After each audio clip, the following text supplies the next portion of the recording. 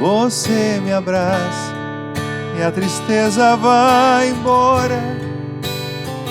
A dor que existe fica da porta pra fora. A gente briga, mas é coisa que acontece. Logo o coração esquece, porque a gente se ama. Você me abraça e a tristeza vai embora. A dor que existe fica da porta pra fora. A gente briga, mas é coisa que acontece. Logo o coração esquece, porque a gente se ama. Estamos iniciando o segundo momento aqui hoje com a doutora Ângela Marcon Dávila. E a música a gente sempre procura sintonizar com aquilo que imagina que a pessoa vai falar. Então, bem-vinda, doutora Ângela. Muito obrigada. Estou extremamente lisonjeada com esse convite. E a doutora Ângela, veja o seguinte, ela é especialista médica, especialista em reprodução humana assistida. A primeira pergunta é mais pessoal, tá? Quem é a Ângela? Quem é a Ângela? A Ângela hoje é uma mulher, mas que a história dela começa quando ela é uma menina. Uma menina que passou por muitas dificuldades, que sentiu muitas dores na infância, na adolescência, mas que conseguiu colocar tudo isso dentro de um propósito.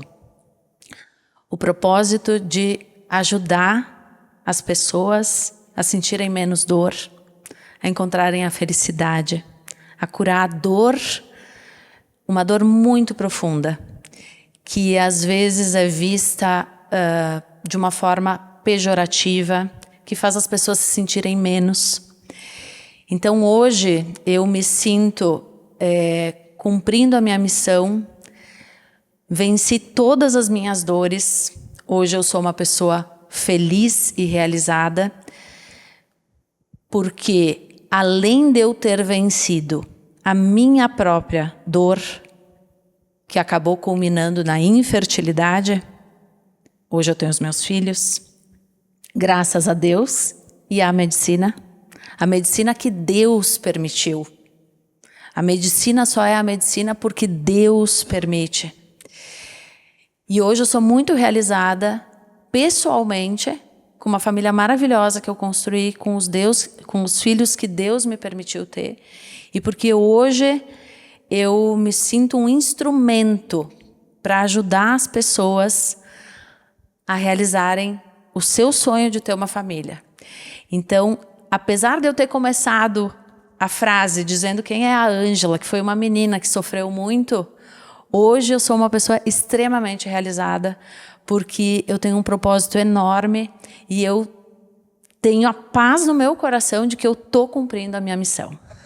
Eu estou cumprindo a minha missão. E para mim é uma honra estar aqui falando de reprodução humana e Deus. Reprodução assistida e Deus. Veja o seguinte, você já chama atenção, porque as pessoas que estão em casa, quando eu trago o entrevistado e a gente faz essa pergunta mais direta, porque muitas vezes vem um empresário aqui de sucesso. Ele é empresário, ele tem uma empresa, ele ganha dinheiro, eu estou aqui sofrendo. Não, aqui tem uma médica, ela estudou medicina e agora ela está no hall de pessoas já bem estabelecidas, mas o que a pessoa passa para chegar aqui? Por isso a pergunta é, Você poderia comentar alguma das tuas dores lá que te fizeram chegar a isso? Para mim, às vezes eu falo sobre isso e as pessoas me dizem: tu não tem vergonha de falar sobre isso, né? Não, eu tenho orgulho. Eu tenho muito orgulho de falar sobre isso.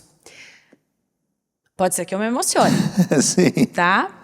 Mas enfim, eu venho de uma família super simples, super humilde.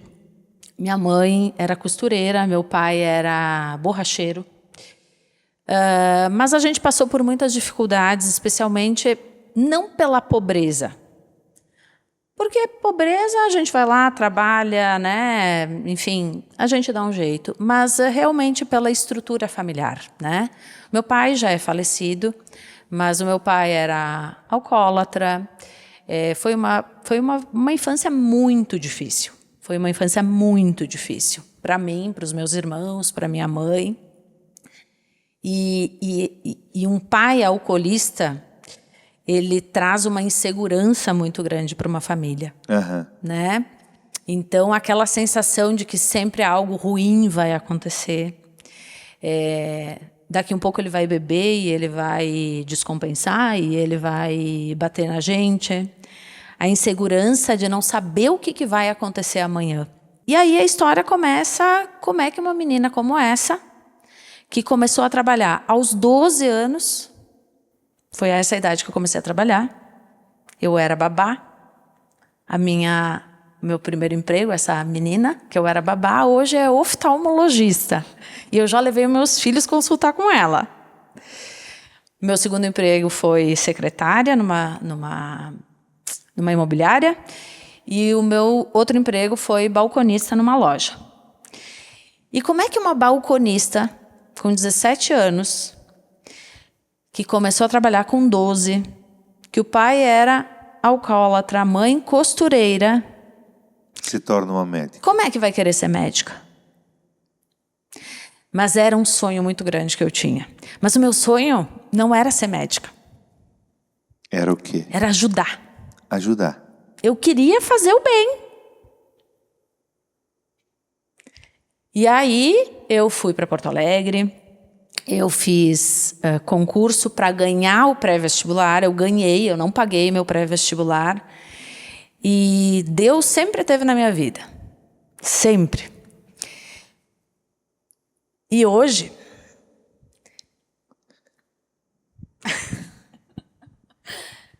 Ai, meu Deus, sempre que eu falo dessa história acontece isso. E foram acontecendo coisas que me levaram para a medicina. Eu conheci pessoas que, inclusive, morreram. Eu preciso de um lenço. E que ter conhecido essas pessoas me ajudaram a manter e a ir atrás da medicina. E a medicina, então, né? Eu estudei muito, eu passei no vestibular na Federal, então não precisei pagar a faculdade em si, né? E também foi uma graduação, foi uma luta, né? Porque não tinha dinheiro. Não tinha dinheiro. Então a minha mãe fazia jaleco, levava para a faculdade, meus colegas compravam jaleco. E foi indo assim. Me formei, comecei a trabalhar e passei na residência também, no Hospital de Clínicas de Porto Alegre, que é o melhor hospital escola do estado. Conheci meu marido na residência, que é um anjo na terra também, posso dizer isso, é uma pessoa iluminada. Ele nem se dá conta de tão iluminado que ele é. E, de novo, qual é o meu propósito? O meu propósito é ajudar as pessoas a serem felizes. E felizes é ter um filho? Não necessariamente. Às vezes é ter um filho, às vezes é gestar, às vezes é se libertar para poder seguir um novo caminho. É encontrar a paz de ter tentado e eventualmente não ter conseguido, mas ter a paz de ter tentado e saber que fez tudo o que poderia. Esse é o meu propósito hoje. Você fala em medicina e Deus. Sim. Por quê? Porque eu confesso que quando eu entrei na faculdade, eu sempre tive um vínculo com Deus, né? Sempre acreditei em Deus. Mas a gente entra na faculdade e a gente... São 6 anos de faculdade, mais 3 anos de residência. E a gente entra na faculdade e ninguém fala em Deus. A gente fala em estudos científicos, em poder estatístico, em significância, não significância, tem efeito aquele medicamento, não tem. E Deus, na época, na faculdade de medicina, ele fica de lado. Por quê? Porque é ciência. Sim. Não vem com essa historinha, né? A gente pensa, não vem com essa historinha que ter fé. Tem que usar o remédio certo, né?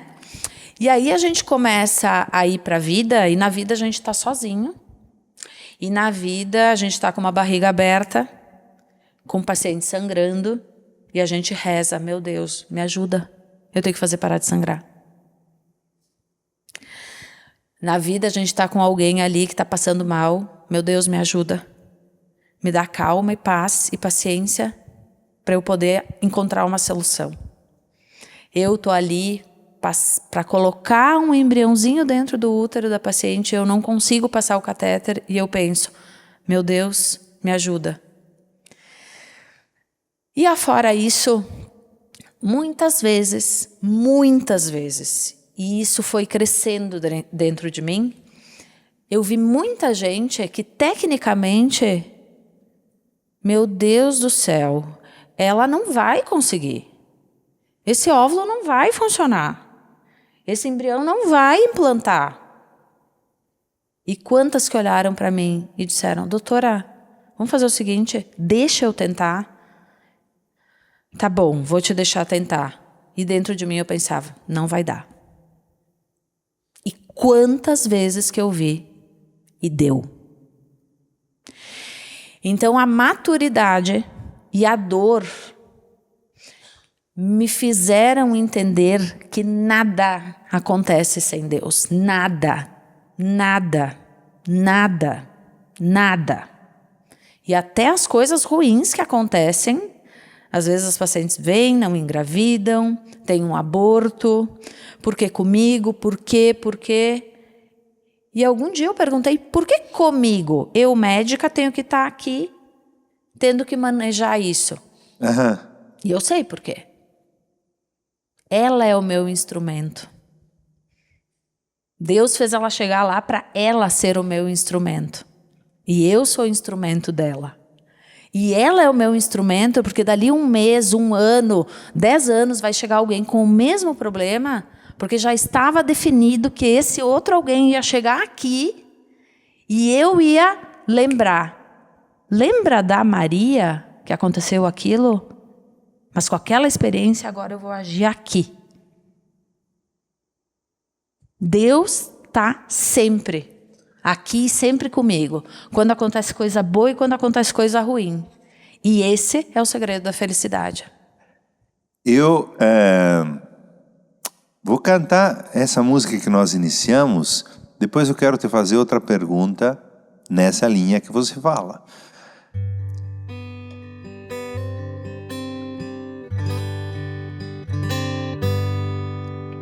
Apenas você tem o dom de mudar meu destino. É só me tocar com seus olhos, pareço um menino. Deitado em teu colo o mundo não me surpreende. Sou homem maduro, mas na sua frente não sou mais que um menino. Você tem a luz que ilumina o nosso caminho. Depois de você descobrir que não sou mais sozinho. Você é o amor que a vida me deu de presente. Sou homem maduro, mas na sua frente não sou mais que um menino. Você me abraça e a tristeza vai embora. A dor que existe fica da porta pra fora. A gente briga, mas é coisa que acontece. Logo o coração esquece, porque a gente se ama. Poderia cantar mais, mas eu quero aproveitar você. Essa perspectiva eu captei de você, que a perspectiva, de alguma forma, é sempre de missão e propósito em tudo aquilo que você faz. E essa perspectiva de Deus, que é muito interessante também, porque ela abre uma outra dimensão que não é de fé, mas é de maturidade. Você me dá de entender que você tem essa perspectiva todos os dias. Como é que você alimenta isso nessa questão espiritualidade, fé, ou é uma fé que na verdade é pessoal, porque a fé é pessoal, a fé não é a instituição, não é a religião, a fé é algo pessoal, embora fortalecido pela instituição, pela religião e assim por diante. Como é que você... Eu estou tentando traduzir o que eu captei. Eu entendi. Como é que eu encontrei isso? Eu sempre precisei, eu sempre sentia que eu precisava de algo, como o senhor mesmo falou, uma instituição, algo que me fortalecesse a minha fé. Passei por muitos momentos em que eu nem sabia se eu tinha fé ou não. Hoje eu não tenho dúvida nenhuma. A minha fé não está vinculada a nenhuma instituição. Nenhuma. Não está vinculada a ir à igreja, a ir à missa. Já fui no centro espírita, já procurei. Mas a minha fé hoje, ela não está aí. A minha fé está em conseguir entender que tudo acontece porque era para ser daquele jeito. A minha fé está porque eu entendi que tudo está exatamente no lugar que deveria estar. Hoje tem sol porque tinha que ter sol. Hoje tinha que ser isso. Agora, como é que eu construí isso? Eu acho que foi uma construção da maturidade. E uma coisa que me ajudou muito, eu tive um evento que me aconteceu algum tempo atrás e passei alguns momentos de muita ansiedade e eu acho que o que mais me ajudou a ter isso foi a música. Tem uma música, ano passado eu fiz uma cirurgia opcional, né? Coisa de mulher, estética.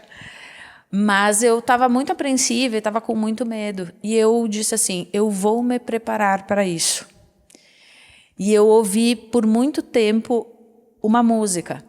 E coincidentemente, eu estava vindo para cá agora e essa música estava tocando, né? E eu fiquei pensando assim na letra, e é exatamente por isso que eu tenho fé. Eu te vejo em tudo. Conhece essa música? É religiosa? Eu não sei se é religiosa, mas ela é sobre Deus. Ela é sobre Deus. Depois vamos tá? buscar. E ela diz assim, eu te vejo em tudo, na formação das ondas. Eu não vou saber cantar, né? Eu não tenho o seu dom. Sim. Mas ela diz exatamente isso. Se a gente parar para pensar um pouquinho, ela diz que está tudo relacionado com Deus e está tudo onde deveria estar. Então eu tenho isso muito claro. Acontece alguma coisa ruim comigo? Claro, eu fico nervosa, eu fico brava, eu estouro, enfim. Mas quando passa a minha raiva e a minha, enfim, aquela excitação, aquele impulso todo, Quando passa, eu tento entender o que aquilo estava querendo me trazer de aprendizado. O que aquilo está construindo em mim. Então, só complementando, quem é a Ângela? A Ângela é uma pessoa que está sempre querendo ser melhor. Eu sempre digo, a gente só está aqui para 2 coisas nessa vida, só para 2. A gente não está aqui para nós, para ganhar, para construir. A gente só está aqui para servir. O jardineiro está aqui nessa terra para servir. O lixeiro, o dentista, o advogado, o padre, o médico. A gente só está aqui para isso. Se a gente não estiver servindo, não adiantou nada. Nada. E enquanto a gente serve, a gente está construindo a outra parte pela qual a gente está aqui, que é evoluir. Hoje eu tenho que ser melhor do que eu fui ontem.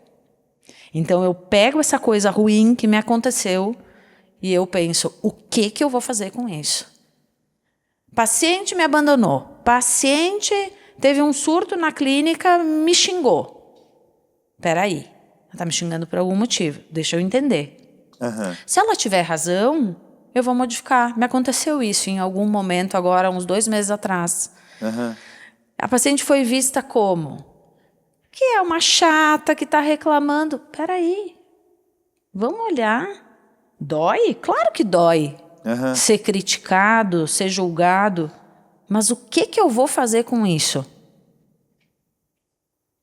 E aí eu peguei a informação dela e eu mudei um monte de coisa.